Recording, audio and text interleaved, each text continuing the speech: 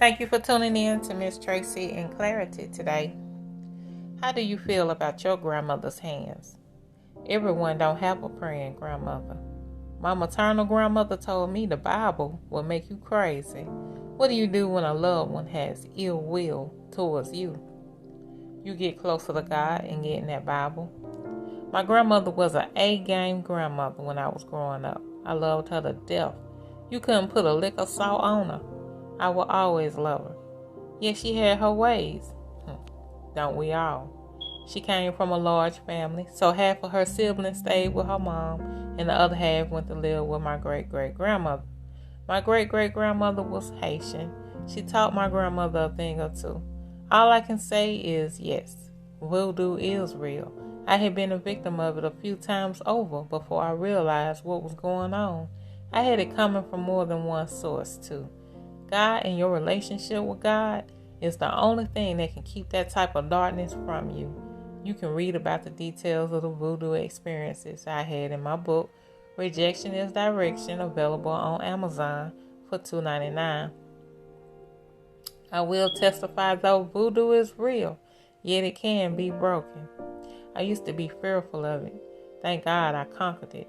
As a believer, you need to be finding out what your forefathers and foremothers got themselves into before you came along. Those same demons that came up against them will come up against you too and your children. That's why you see certain relatives deal with the same okie-doke generation after generation. You have to make your mind up to break the cycles. You don't have to do the same things your relatives did. You don't have to go the same way they're going. It's okay to be a trailblazer. There's more than one way up the mountain. Just aim to find yours and get up there already. I titled this episode Grandma's Hands because my grandmother would mix stuff together and plant things. I watch people in those gardens. People that practice voodoo always want to give you gifts, clothes, or some kind of item. Watch people that always want to give you stuff just cause. Don't take me wrong. I know people like buying gifts for their loved ones and children from a pure heart. I get that. I love gifts too. I'm talking about when it's too excessive, when they don't really have a reason to be giving you that stuff. They say they were just thinking about you. Watch the questions people be asking you. They do things in cycles. For example, have you ever had the same situation happen to you year after year around the same time or season? That's a hint.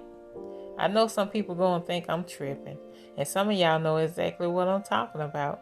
You expect ill wishes from your enemies, but when it comes from a relative, that hits different. Yet unfortunately, some of us know what it's like to have relatives cast spells against us. I have been free of that type of graft for a long time. It was highly hellish for me before I got saved. I started learning about spiritual warfare itself in 2007. I learned how to fight against the powers that be and have been conquering it ever since. I'm getting better and better by the year. All glory be to God.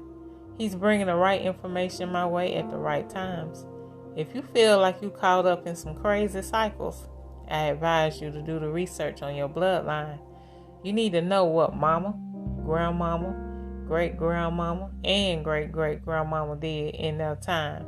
You need to know, because what they did affects you and yours. You need to know what dad, granddaddy, great-granddaddy, and great-great-granddaddy did too. I know that's a bit harder for some of us, but for those that have access, I advise you to ask them some million-dollar questions before they pass away. I give you this Bible verse, Exodus chapter 20, verse 5, which says, "You shall not bow down to them or worship them, for I, the Lord your God, am a jealous God, punishing the children for the sin of the parents to the third and fourth generation of those who hate me." This means if I was to rebel against God, then he will come for my child, my grandchild, my great-grandchild, and great-great-grandchild. It's deep, people, and God don't play. What seeds are you sowing for the later generations after you? Think about it. If you have any comments or questions about today's episode, You can contact me at misstraceyandclarity@gmail.com. Miss Tracy with an I. Godspeed.